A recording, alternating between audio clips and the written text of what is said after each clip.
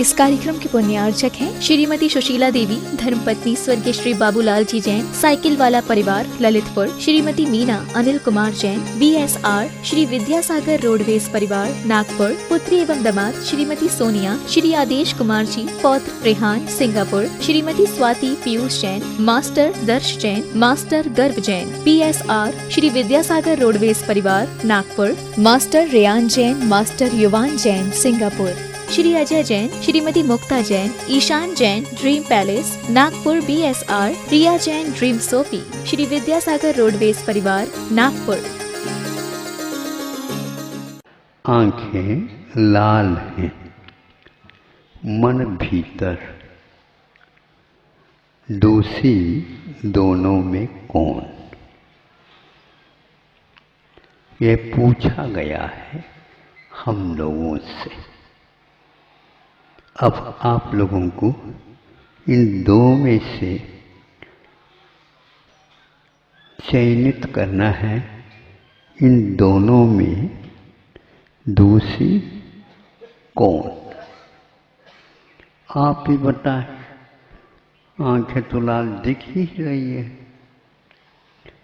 जो लाल हो जाती हैं, जो नीली थी और वो लाल हो गई। कहीं न कहीं लाल होने में कोई कारण तो होगा। सामने वाला व्यक्ति है, उसको देखने से लाल हुई।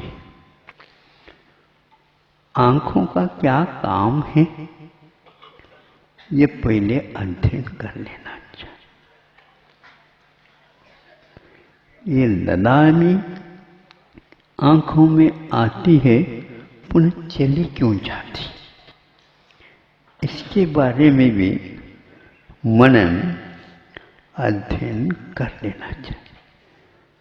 मति, स्मृति, संज्ञा आदि आदि जो मत ज्ञान के भेदों भेद में आए हैं, उनमें आप पूछिए कि किसका दोषी कौन? हम प्राय करके इन सभी जिज्ञासाओं को शांत नहीं कर पाते। मोक्ष मार्ग पर कदम रखने वाला व्यक्ति इनमें यदि जिज्ञासा इनसे वो शांत नहीं करते, उनका इसमें कोई भी अधिकार नहीं है कि वो मोक्ष मार्ग को प्राप्त कर सके। हर बात में चूंकि हम देख रहे हैं, हम सुन रहे हैं, हम सूंघ रहे हैं, हम छू रहे हैं और कभी कभी हम चख रहे हैं, इन सब में निर्णय हम लोगों का सही कब होता है, और जब सही यदि होगा तो हम आग बबूले नहीं होगी। यहाँ पर अभी बाद में जिज्ञासा रखी गई। पहले आप पहले के उत्तर अथवा जिज्ञासा की शांति के लिए खोज करिए। एक आध व्यक्ति को हम यही सुनते हैं, पर आज हमने अपने विषय में कुछ सुना, जब से सुना है क्या बताएं, भीतर से आग चल रही है। अच्छा, भीतर से आग चल रही है, ईंधन किसने पटका? ईंधन भी तो चाहिए, किसने पटका? वर्षा वैसे हो रही है, और नीली थी वह नीलिमा कहाँ चली गई?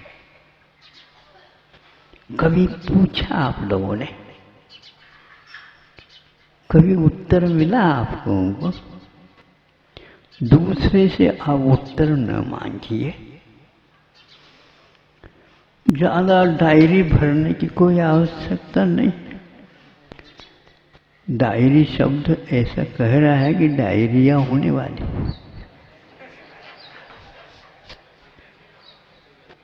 उससे कभी भी वह शांति मिलने वाली नहीं है। वह अशांति क्यों फैली, इसके बारे में आपको सोचना है। इसलिए 10 दिनों में से एक दिन इसी परीक्षा अनुसंधान के लिए दिया। कई व्यक्ति विद्यालय, महाविद्यालय, विश्वविद्यालय के बारे में सोचते रहते, किंतु अपनी ही विद्या के बारे और अविद्या के बारे में अनभिज्ञ रहते हैं। खोलना चाहते हैं आंखें, किंतु आंखें कहाँ तक खुल जाती है यह हम नहीं समझते। आंखों की शल्य चिकित्सा भी हो जाती है, फिर भी उस नजर में कभी सही कुछ आता ही नहीं। आता तो सही है, लेकिन परिणाम गलत क्यों निकलता?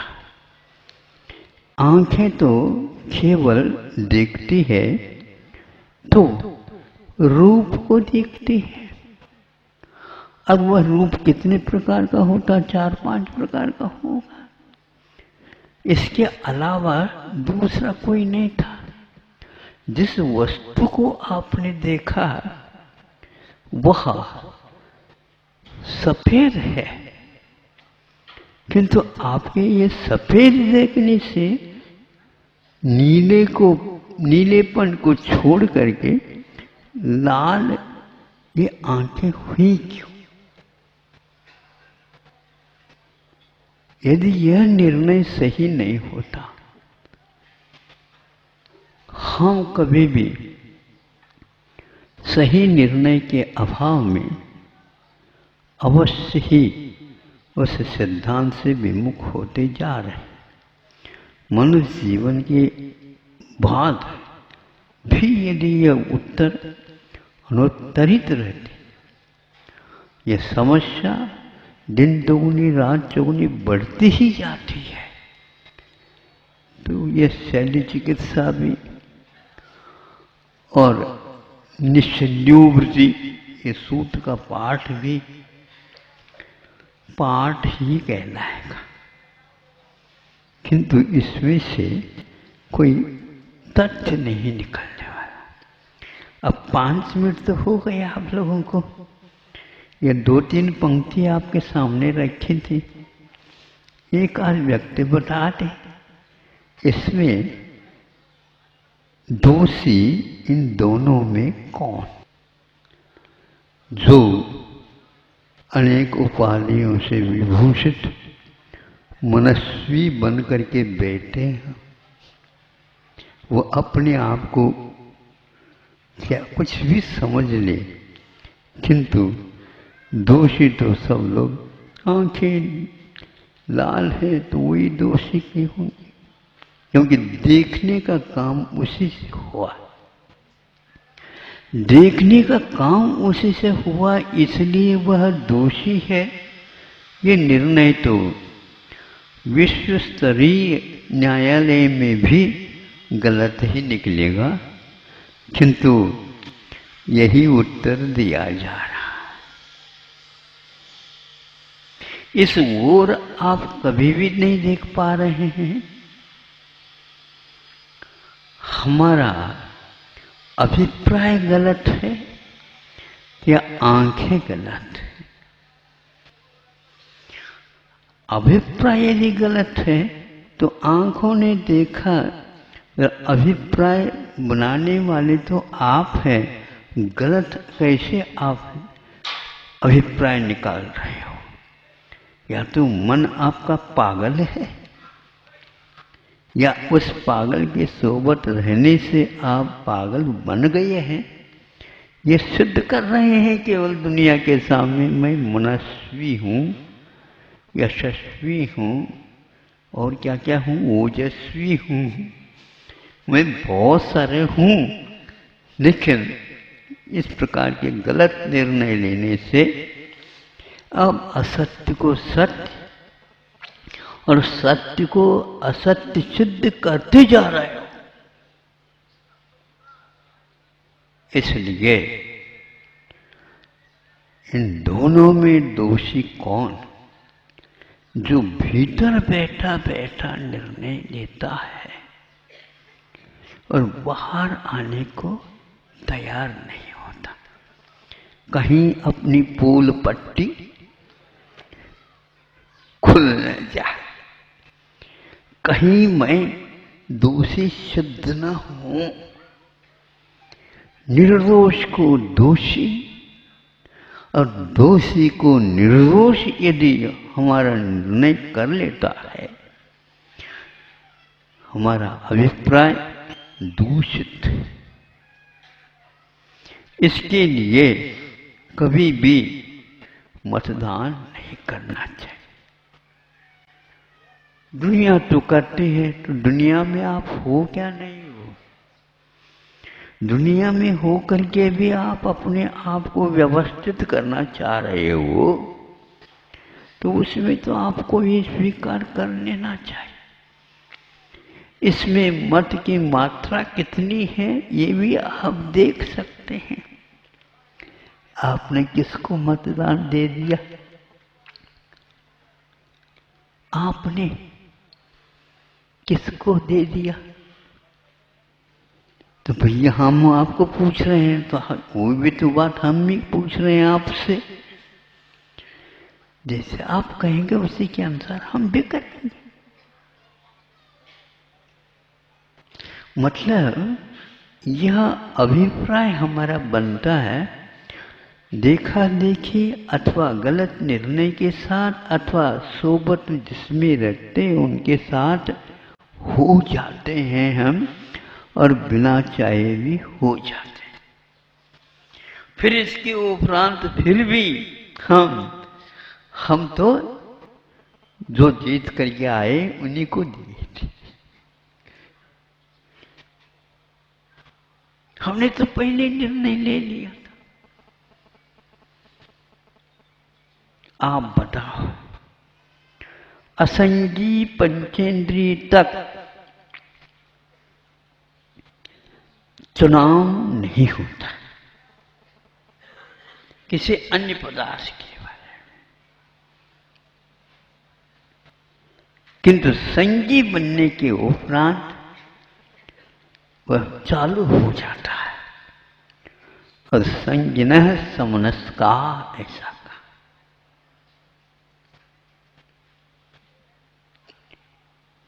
जो संगी होता है वह मन वाला होता है, वह मन से रहित नहीं होता। मन भीतर, दोषी दोनों में कौन? आंखें लाल। क्रोध के आवेश में आए बिना आंखें कभी भी नीली आभा को छोड़ करके ललाई के रूप में परिवर्तित नहीं हो सकते। हमारे भगवान हमेशा हमेशा अताम्र नयनोत्पदा। हम भगवान के दर्शन करते हैं, आप क्या करते हो? भगवान की कभी आंखें लाल हुई क्या? उनके नाखून देखो और नेल पॉलिश लगाना छोड़ दो। कभी भी उनके हमेशा हमेशा लाल सुर्ख, किंतु होंठे भी नाखून भी सारे के सारे, किंतु उनकी आंखों में करुणा तो भरी हुई है, किंतु अरुणाई नहीं है। तरुणाई तो रग रग में टपक रही। वो लाल क्यों नहीं दिखते? इतना खून उनके भीतर यदि है तो। आचार्य कहते हैं यह परिवर्तन केवल शरीरगत नहीं है, मनगत है, और उनके पास संगीपन भी नहीं है। उनके पास संगीपन नहीं है और फिर भी वे मन वाले हैं। यही कमी हमारे बीच और उनके बीच में है। हम अपने आप को सुधारना चाहते हैं, दूसरे के सुधार को गौण कर दो, अथवा जिसकी आंखें कभी भी लाल नहीं होते हैं उसकी गुणगान करना प्रारंभ कर दो। पढ़ने की अपेक्षा से भगवान के बिंब को आप पढ़ने का अभ्यास करो। इसमें सबसे जल्दी आपको निर्णय लेने में सुविधा होगी। जो इस प्रकार समझता है कि स्वाध्याय उसी को होती है जो सरस्वती के साथ हमेशा हमेशा अपना तालमेल बनाए रखता है, जिसकी वाणी है उसको देखने में आनंद नहीं आ रहा, और जिसकी वाणी में आनंद आ रहा है तो कहीं न कहीं और गलतियां हैं। ये मनगढ़ंत उसका चयन है, अपने अभिप्राय के अनुसार वह सोच रहा है। तेजयंत भी जिसके देखने से लाल आंखों को छोड़ करके, कैसे छोड़ेगा? शल्य चिकित्सा हो गई? नहीं, उसके शांति को देख करके वो सोचता है संसार में यही एकमात्र तत्व है। समंतभद्र महाराज ने इसी को तत्व घोषित किया।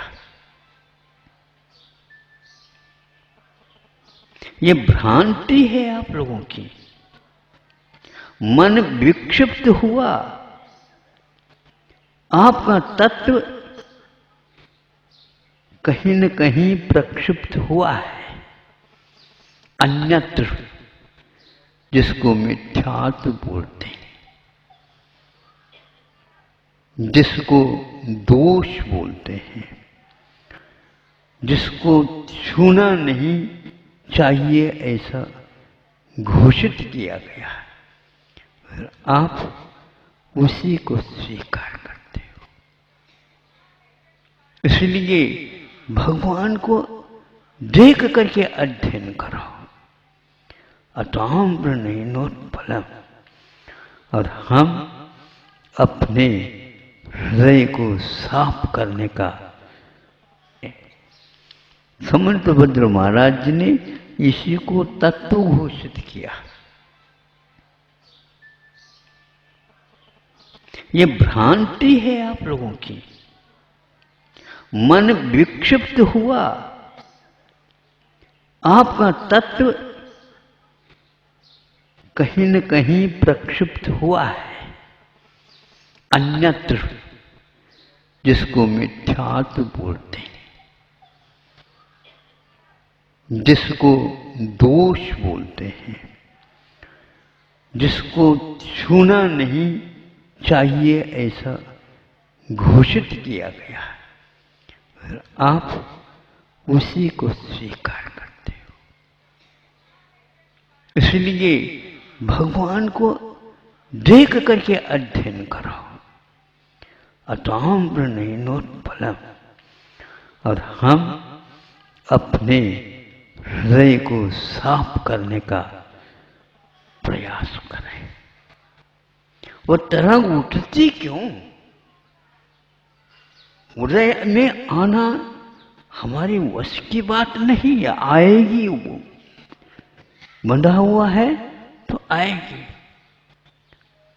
अब ने अपनी तरफ से ऋण लिया है तो देने वाला आपको आपके पीछे पड़ेगा। यदि आप नहीं लेते ऋण तो बैंक आपको नहीं कहेगा कि ऋण ले लो। हाँ, इतना लोभ तो दे सकता है। तो आपके पास लोभ है इसलिए वह कह रहा, हमारे पास आकर के नहीं कहता। वो सुन रहे हो आप लोग? वो बैंक वाले आपके पास जा करके क्यों कहते हैं आप लोन ले लो, लोन ले लो, लोन ले लो? महाराज, आप अपने शिष्यों को या और जो श्रावक आते हैं उनको कह दो, प्रेरित करो, उस बैंक में जाओ, उस बैंक में जाओ, उस बैंक में जाओ, लोन ले लो, लोन ले लो। आलूना क्यों खाते हो? सलोना खाओ ना। समझ में आ रहा है? अच्छा, वो समझ में आने वाला भी बहुत समझदार लगता है। अच्छे से आ रहा है, बहुत अच्छा। ये मन में संकल्प आया क्यों? इसका नाम फितूरी है, फितूरी। दुनिया को धोखा देने की बात करते हो। जो धोखे में आते हैं वो कर्म के उदय में आते हैं, ये तो सिद्धांत कभी भी भूलो नहीं। है तो ऐसा ही, फिर तो क्यों लगाते हो? ऐसा ही है कहो ना। स्वामी समुद्र में कहते हैं जो ही के स्थान पर तो लगाता है वह गड़बड़ कर रहा है, वह अपने श्लोक को नहीं समझ रहा है, उसका गला घोट रहा है। इदम एव ईदृशम एव, ये क्यों कहा गया? ये ऐसा ही है तो अपना तो लगाता है ये। लेकिन परंतु नहीं समझे तो ये सारे जो है ना, ये अर्थ नहीं देते, इन नकारते। फिर बाद में जो है सो है। यह दुनिया की रीत है। तो आप लोगों ने तो निर्णय लिया ही होगा, मन को दोषी माना।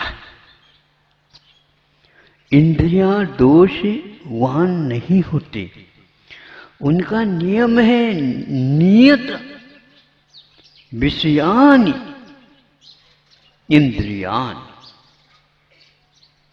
और नियत विषयानि मन।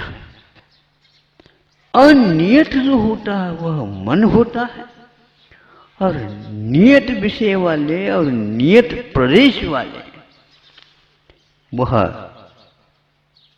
नीति से वो हटते नहीं कभी, इसलिए उनको नियत कहा।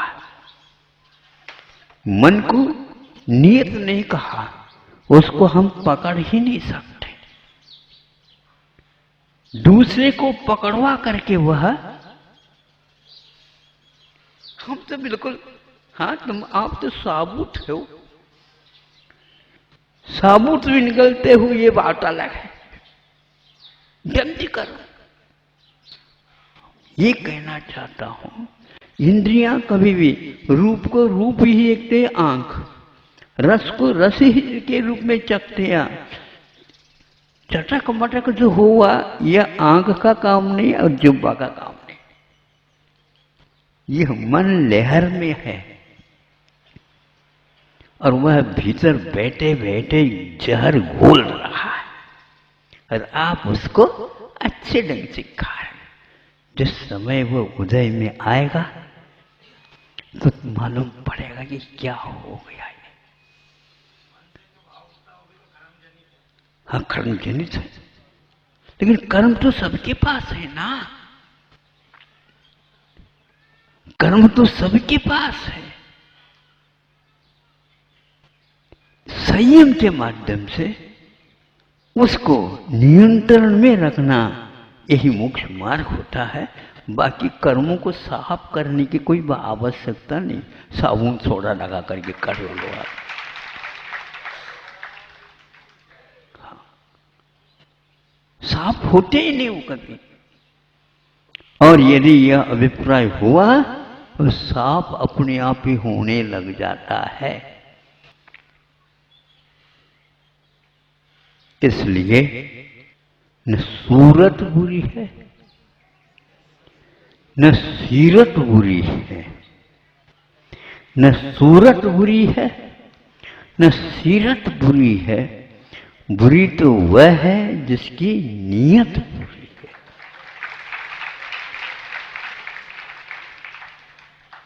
उसको करवट ले जाओ तो करवट एक बार ले लेगा, दुनिया कितनी भी कहे हम अब परिवर्तित नहीं करेंगे।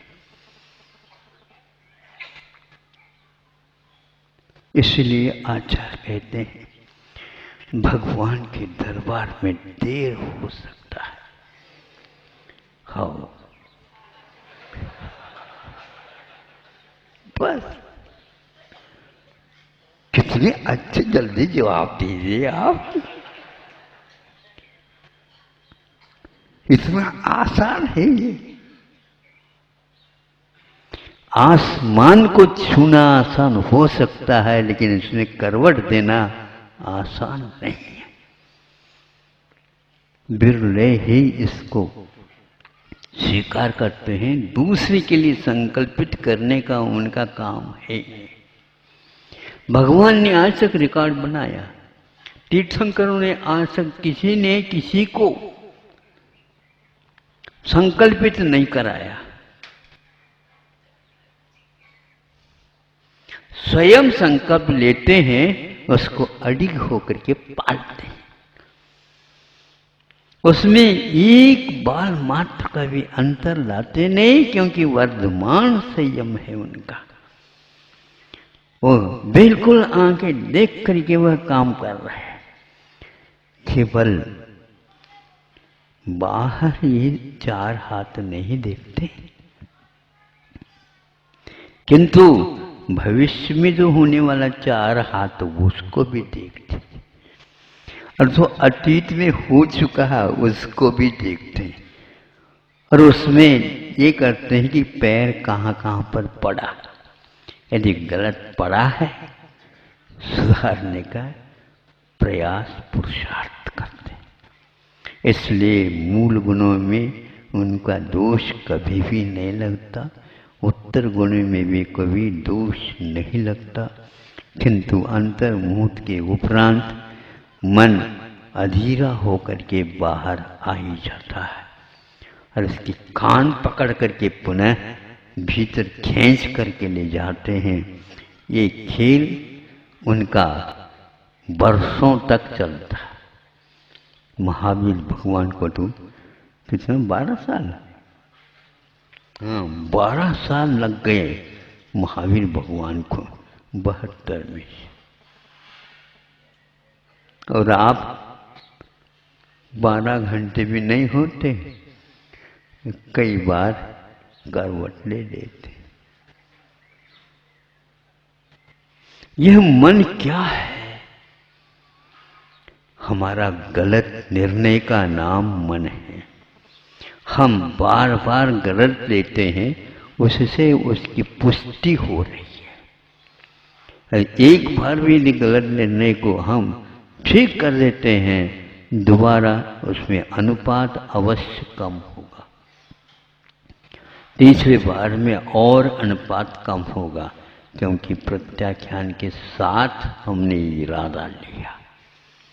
इसलिए कभी भी किसी से वो दीक्षित नहीं होते, कभी भी उन्होंने अपने वचन नहीं दिए किसी के, किंतु एक को ही देते हैं जिसको हम एक प्रकार से जिनवानी बोलते हैं। माँ के समान समझ करके वो जो लिखा है या वो जो बताते उसी के अनुसार उनकी चर्या बनती है।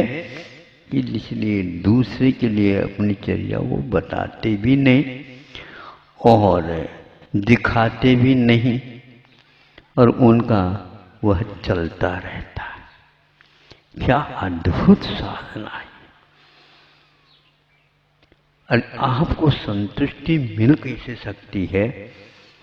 इन दोषों के भंडार के साथ।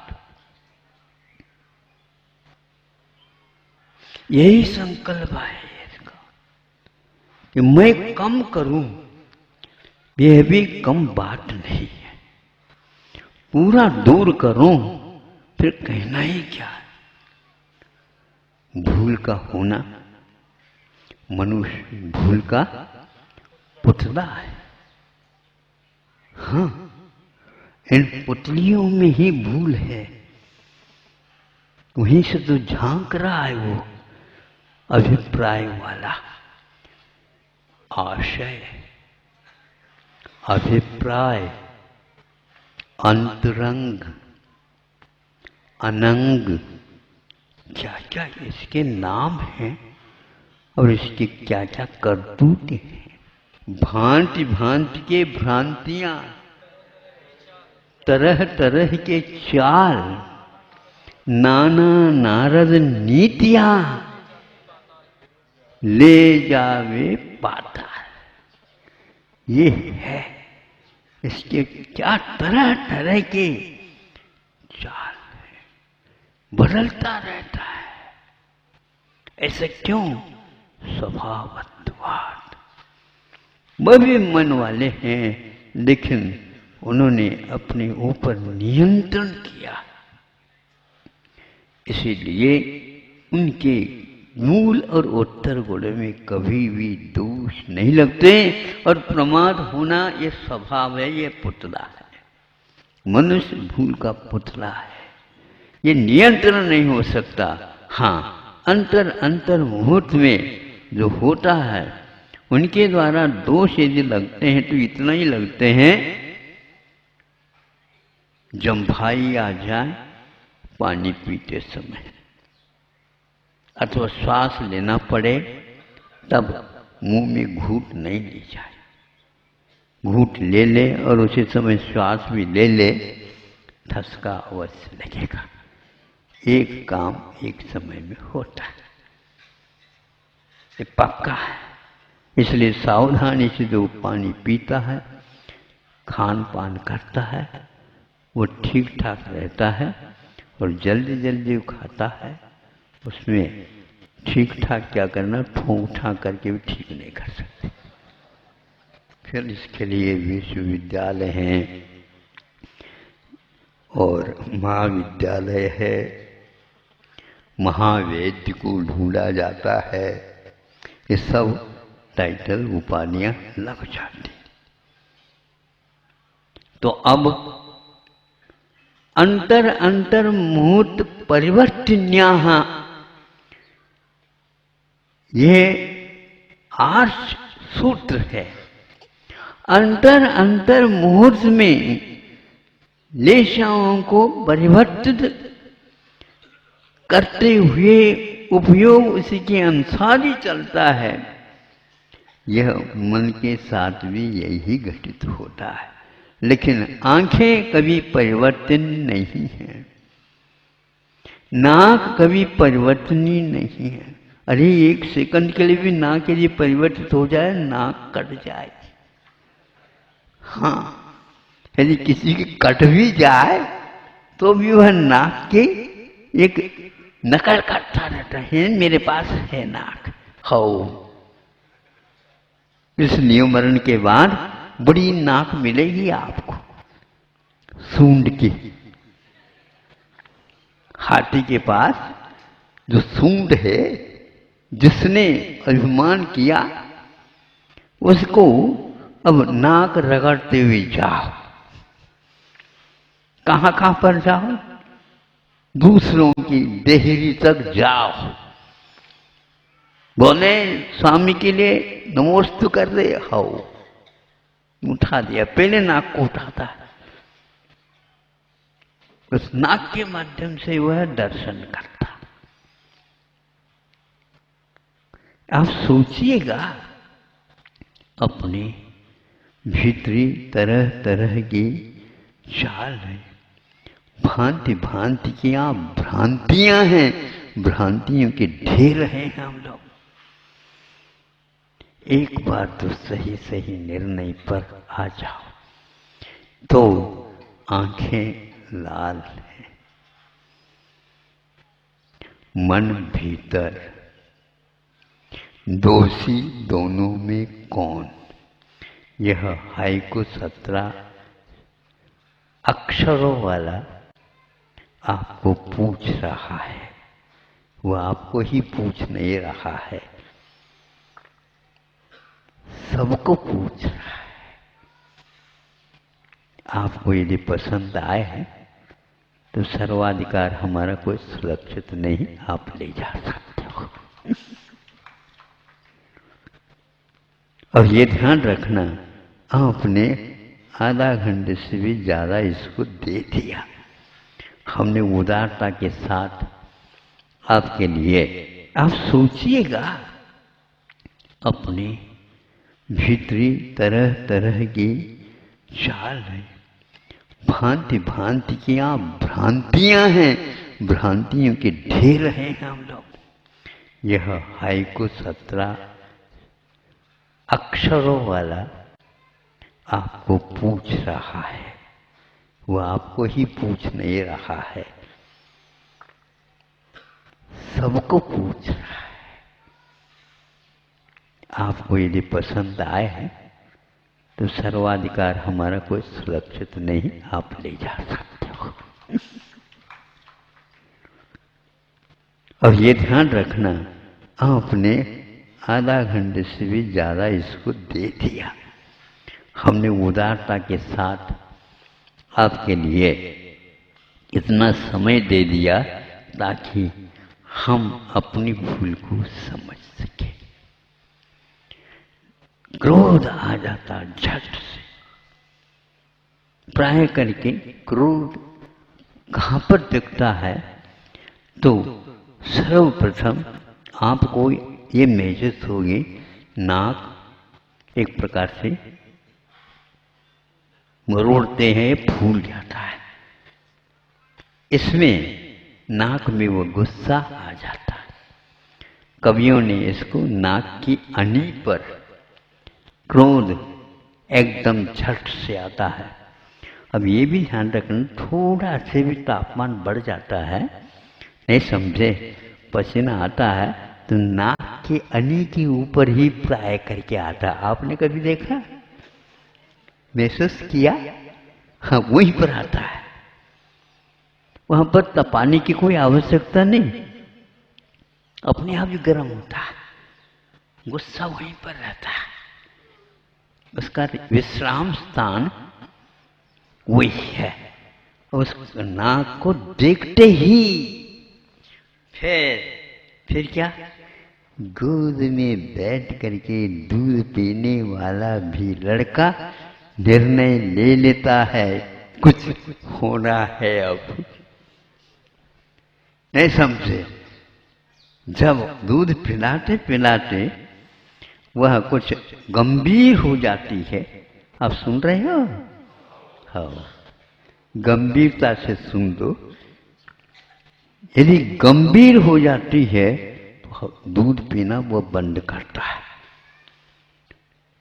ये गंभीरता क्यों आ गई? और वह देखने को मिला, धीरे से वह लड़का गोद से खिसक जाता है।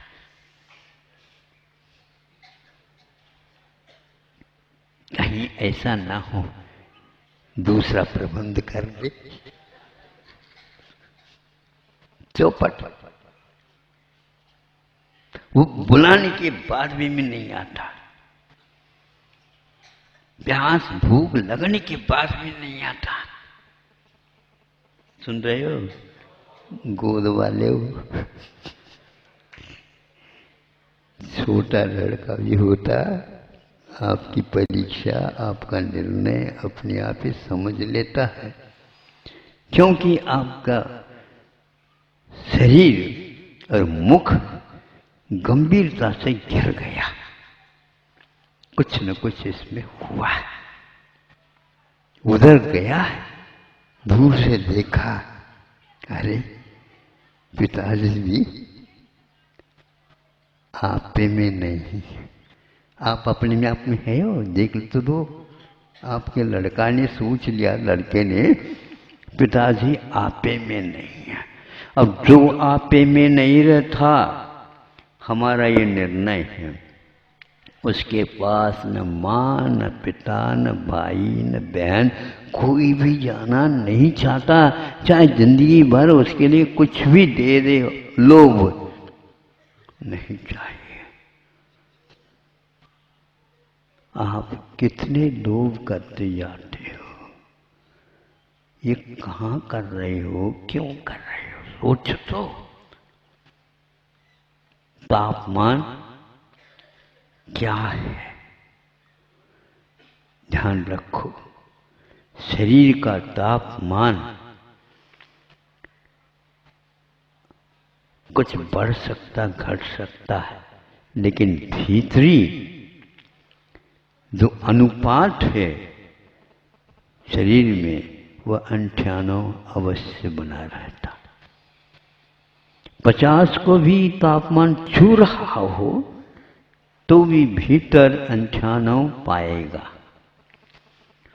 और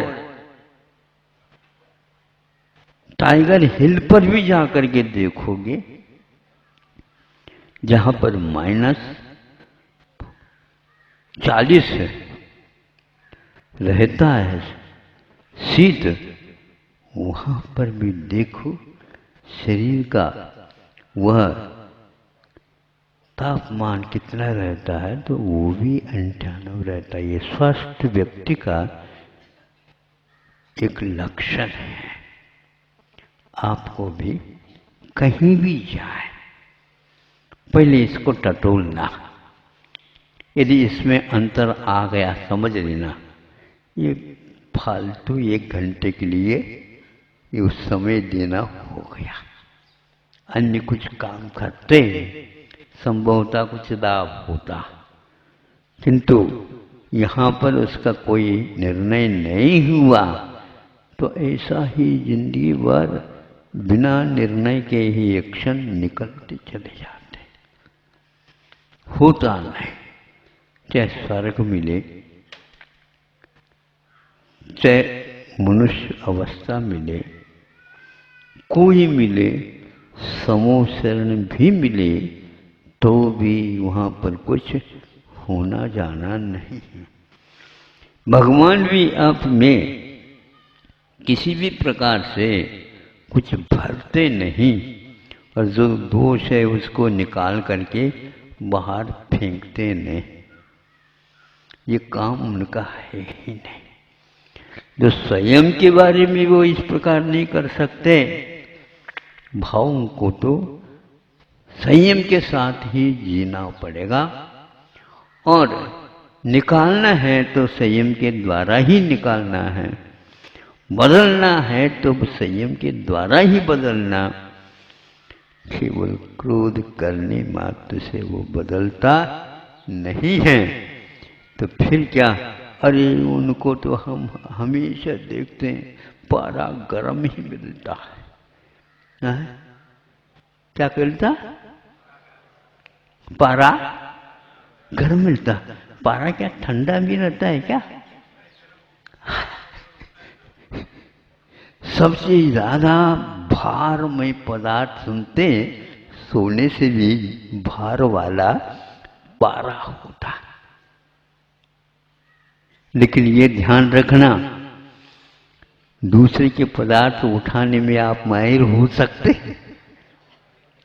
लेकिन हमें दिखा दो अपने अंगुष्ठ और चुटकी बजाने वाले कोई उंगली, उसके माध्यम से चिमटी से ले लो, बता दो।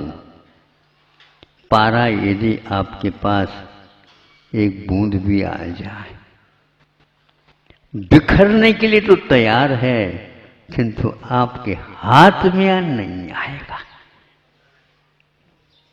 पक्का है। लेकिन उसके माध्यम से आपकी क्या मनोदशा है नापी जाती है,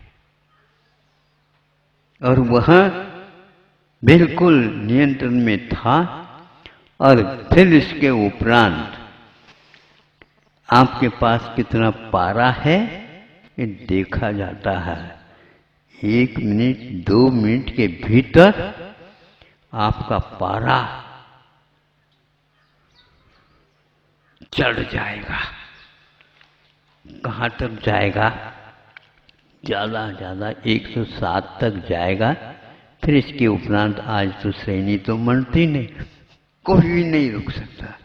7 के बाद अप्रमत्त अवस्था हो गए, फिर पैरों से चलना नहीं होता। जो कुछ भी चढ़ना और उतरना है कहाँ तक है? 6ठे 7वें 19 तक जब श्रेणी मर जाएगी तो वह ऊपर ऊपर चढ़ता है अंतर्मुख के लिए। यदि ऊपर और चढ़ा नहीं, नीचे आएगा बिल्कुल। हाँ, ये क्या है? अपनी आप चढ़ा है क्या? बताओ। थर्मामीटर गर्म हुआ क्या? दूसरा और कोई गर्म हुआ? यह जो संतुलन इसमें बता रहा है वो किसका है? तो बताते हैं यह कभी भी झूठ नहीं बोलता, ये कभी भी झूठ नहीं बोल सकता। यदि वह झूठ बोलने लग जाए तो दवाई सारे फेल हो जाए। इतना भारी भी आपके थोड़े से तापमान कह रहे हो आप, ये थोड़ा तापमान है क्या?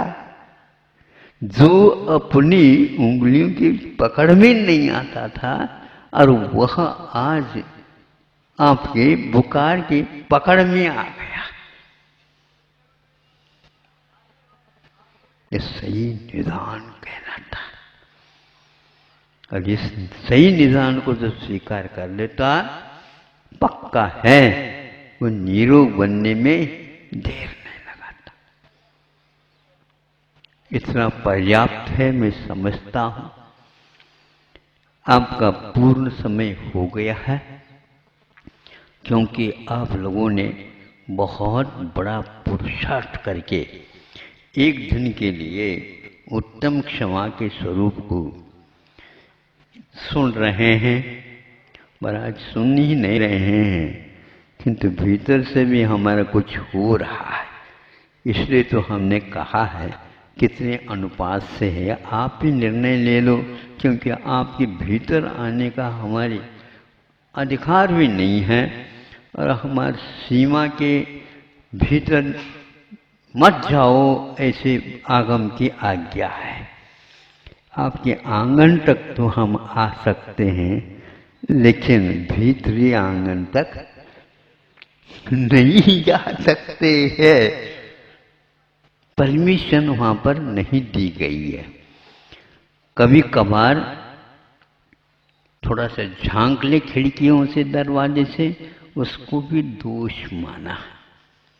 फिर भी मैं यहाँ पर आपके आंगन तक आया हूँ, इसके लिए थोड़ा वह 1-2 बार इस प्रकार का करके अपनी परछाया दिखा सकता है, ताकि वह बाद में पश्चाताप न कर ले। इसके आगे उन्होंने कुछ भी नहीं कहा। फिर इसके बाद तो उनका भाग्य उनके पास है, हमारे लिए उनका दाना पानी क्या उसका निर्णय ले सकते हो? दाना पानी इतना ही है, न दाना है न पानी है, इतना है। इतना सिद्धांत क्लियर है। इसको जब हम सोचते हैं तो यह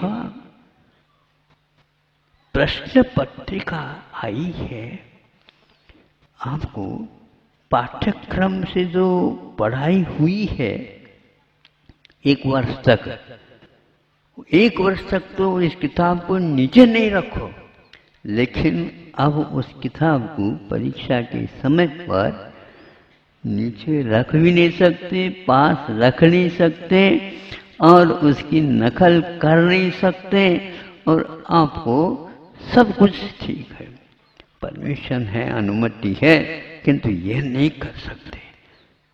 आपके दिमाग में यदि वह बात आई है, हाँ या ना में उत्तर दीजिए।